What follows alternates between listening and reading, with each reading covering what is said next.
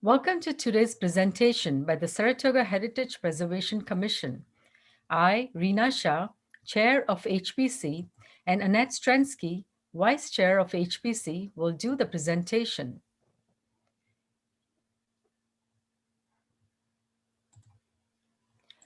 Preservation is seen all around us. We just have to observe very closely.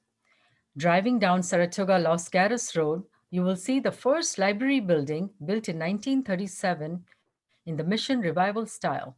It was built using concrete blocks for fire prevention. The Mission Revival style was an architectural movement that began in the late 18th century. In front of the fire station, you will see a 1903 bell for honoring 100 years of Saratoga firefighters. The 600-pound bell was once used as a fire alarm to summon the volunteer firefighters. It was used until 1924 when the fire district was formed, and the bell was replaced with a Sterling siren. If you drive down Quito Road, you'll see a one-story sprawling house, also called Casa Tierra. It's made of natural colored adobe materials centered around a courtyard in Spanish eclectic architectural style. It was built by two women in their 40s during 1941 from sun-dried bricks made on site. And because of the war, they used recycled car windshields for some of the windows. This 13,000 square foot adobe house is listed as a city landmark on the city's Heritage Resource Inventory, or HRI. One may ask, why is historic preservation important? Because it safeguards our heritage for years to come, enhances the visual character of the city, improves the property values, and fosters pride in home and neighborhood. It also reflects history, provides an understanding of people who lived in different eras with different beliefs and traditions. You can see on the screen one of the oldest homes in Saratoga at the Saratoga Historical Park, located on Saratoga Los Gatos Road. It is an 1850s pioneer cottage built from local redwood by the city's first blacksmith.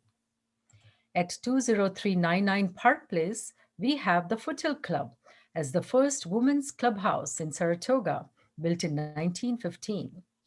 It was designed by Julia Morgan in craftsman architectural style using local redwood. Today, the building houses events throughout the year. The memorial arch seen on the screen was built in 1919. It proudly stands in the Blaney Plaza to commemorate the Saratoga soldiers who lost their lives in World War I. It was designed by Bruce Porter and was the first World War I memorial in the county. Funding for the land and memorial came from public funds. On the left side of the arch is a plaque installed in 1950, designating Saratoga as California Historical Landmark number 435. So, what can be put on the Heritage Resource Inventory, one may ask? Homes and structures that are 50 years or older, bells, gates, walls, and columns, lanes, districts, trees, and landscape. You might have the impression that only structures 50 years or older are eligible to be on the Heritage Resource Inventory, but that's not always true. The house shown on the screen was built in the 1950s and is a mid-century modern Eichler designed by Joe Eichler, a California architect and developer. Saratoga's Eichlers can be found on Columbine Court, Schubert Drive, and de Havilland Drive. Built in the 1950s, the 35 Saratoga Eichlers feature both gallery and atrium models designed by Claude Oakland. Gates such as the one shown on screen were once on pioneer Frank Farwell's ranch, built in the 1800s, and are still standing. Austin Lane, as a heritage lane, was built out of bricks in 1904, and the brick paving can still be seen almost 116 years later. Can you imagine traveling in a horse-drawn carriage on those bricks today? And of course, Saratoga has many beautiful mature trees and canopies. Saratoga is known as a tree city. So, what is the criteria that is analyzed to put homes and structures on the HRI? There are 7 elements of the criteria which are applicable as follows. First, it exemplifies special elements of the cultural, social, and or architectural history of the city. Second, it identifies with events of people or significant enough to the local, county, state, or national history. Third, it has characteristics of a style, period, method, or materials of construction. Fourth, it is a representative of a notable design or craft of a builder. Fifth, it displays unique physical characteristics. Sixth, it represents concentration of sites, buildings, structures, or objects unified by past events or by plan or natural development. And seven, it contributes to the natural setting or environment of district area or district having special character or historical, architectural, or aesthetic interest or value. Some of the examples seen on the screen are the Heritage Orchard at the corner of Saratoga Avenue and Fruitville Avenue. It's one of the last remaining orchards in Saratoga. They were once known as the Valley of Heart's Delight, as during the years between 1890s to 1960s, the orchards covered the entire valley. The tank house, as shown on screen, where water was once stored at a certain height and distributed for orchard use, represents the city's agricultural history from circa 1890s to the 1950s. Villa Montalvo was the former country home of popular San Francisco mayor and California state senator James Fallon. He brought cultural arts and artists to Saratoga after it was built in 1912. And after his death, Villa Montalvo, a Mediterranean villa, still offers year round art classes, concerts, and entertainment. The Garrett Barn is seen on the screen is located on 120 acres of land in Saratoga hillside. It was once used for storing equipment, hay, and animal feed. The old barn, built in 1922, was then reused to store boxes of prunes and apricots during the orchard period, and now used as a stable for horses. The bank building, as shown on screen, was once a real bank, built in 1913. The classic revival architectural brick building is located on Big Basin Way in Saratoga Village and represents the work of master architect Charles Mackenzie. It now operates as a bank bar, and the original walls remains as part of the interior decor. The lovely cottage of historian Florence Cunningham represents architecture of the 1930s, and it's located on the Heritage Lane on Saratoga Avenue. She is responsible for writing and documenting the first 100 years of Saratoga in a book which has been printed and published. She was a Saratoga historian who had a lifelong passion for Saratoga and California history. She quoted in a book, much of the graceful and pleasant atmosphere of the city of Saratoga is due to its lovely trees and picturesque roadways, which is true even today.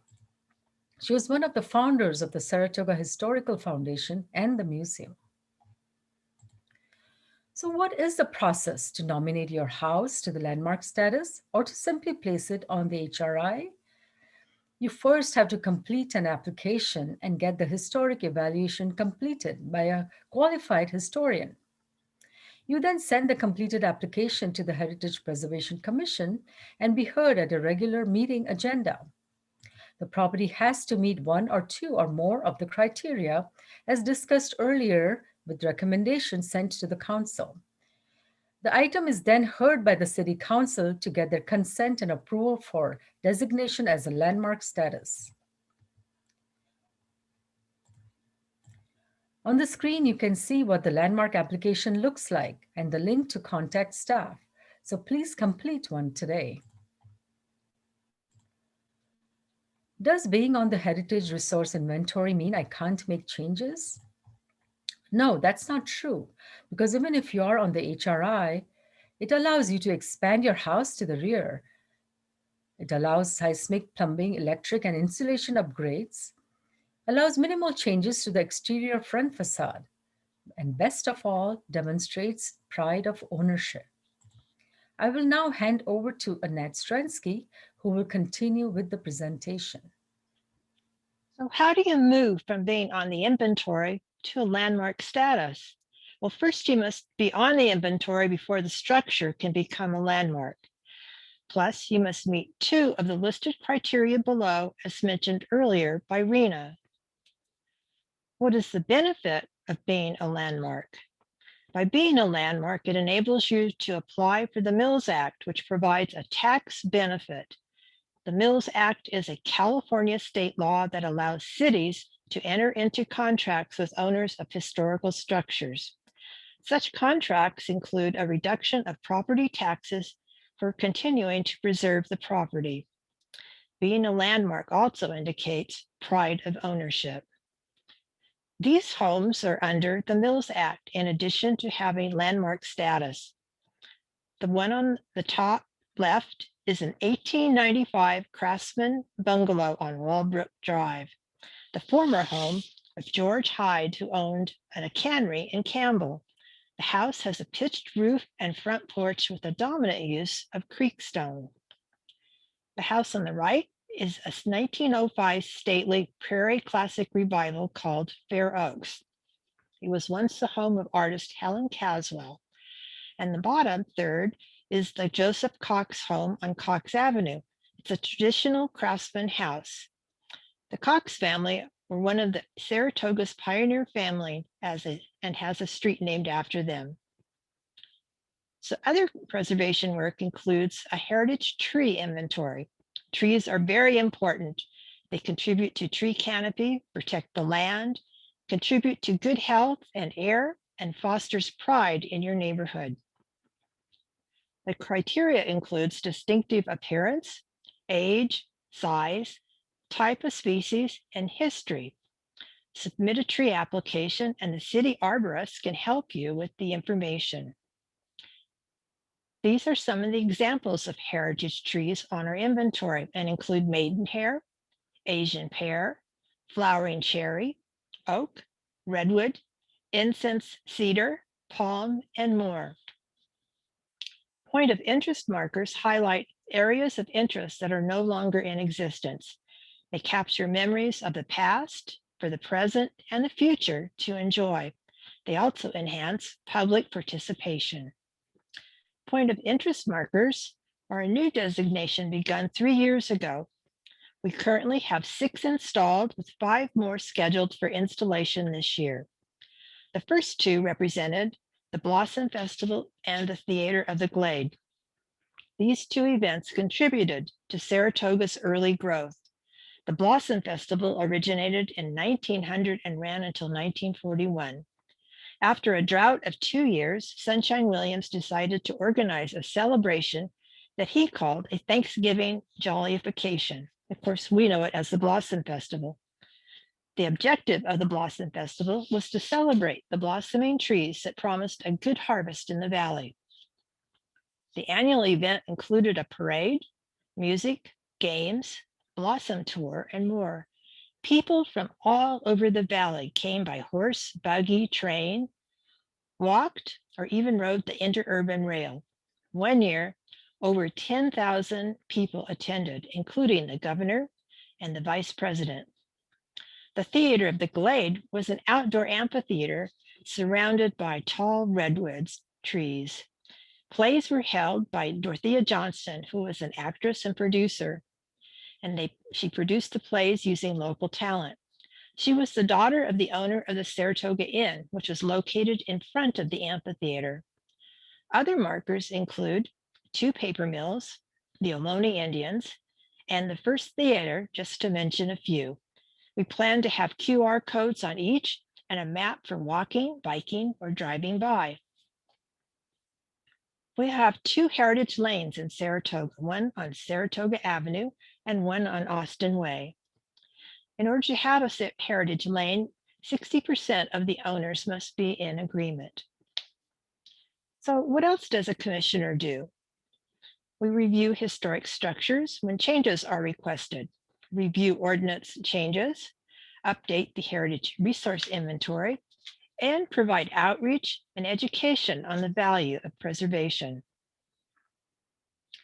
Our mission is to provide guidance to the city of Saratoga in order to preserve and protect the heritage resource of the community. So, how can you become a commissioner? Well, two members of the Heritage Preservation Commission must be trained or have experience in the field of construction and structural rehabilitation, such as a licensed architect, engineer, contractor, or urban planner.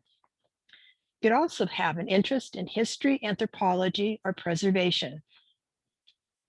Members must live or have a place of business in Saratoga and must be able to serve 4-year terms. Many of the historic homes in Saratoga have wonderful histories.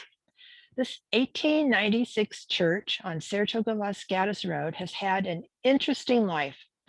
It has been an Episcopalian Methodist church, a gallery for famed artist Theodore Juarez, served as Red Cross headquarters during World War II, a photo studio for Arthur Mintz, and now a popular restaurant known as the Bell Tower. The middle photo is an 1895 Queen Anne, once the home of Warner Hutton, a local orchardist. It has been repurposed as offices for the city of Saratoga. It's also a very popular wedding venue. The third house shown was built in 1911 for the George Wood family just after the 1906 earthquake. Because of the earthquake, architect William Weeks designed the house to contain steel I-beams in its 13-inch thick foundation. Due to its neoclassical architecture and imposing look, many refer to it as the White House. This charming 1898 livery stable in a classic pioneer architectural style has been repurposed into a home. Located on Big Basin Way, I understand the interior is stunning. On the right, Luther Cunningham, inventor and pioneer, built this structure originally as a tool house using stones from every county in California, 15 countries, and 43 states. Cunningham eventually rented this tool shed out because it was costing him so much money to build. The 1924 home is in a period revival style and called the Stone House. On the bottom, you'll see Haccone Gardens and Estate was built in 1917 by Isabel Stein as her summer home and garden in Saratoga. She ensured it was built using Japanese materials, techniques, and artisans. It is one of the oldest Japanese gardens in the Western Hemisphere. Today, the 17-acre traditional Japanese garden is a much visited park. It is listed on the National Register of Historic Places. As you have seen in this presentation, homes on the Saratoga inventory come in all sizes and for many reasons. Before we end this presentation, here are 3 more examples. This charming Dutch colonial home was built in 1916 by the Webster Sutro families who used it as a summer home. The classic Dutch colonial home has a double pitch roof and narrow dormer windows. Sutro owned the Cliff House and Sutro Baths in San Francisco and would summer in Saratoga to escape the San Francisco fog. The 1909 Craftsman style home was built by the Millers. It's modest in size and is located on Saratoga Sunnyvale Road, where it was once surrounded by orchards. Henry C. Smith, known as the Hillside Architect, designed the 1936 house for vintner Paul Masson. It is known as the Paul Masson Mountain Lodge. The design incorporates many elements of the home Masson grew up in Burgundy, France, including the mansard roof, the storybook turret, and the slates on the roof. Also original to the home are the front door, weather vane, walk-in fireplace, and windows.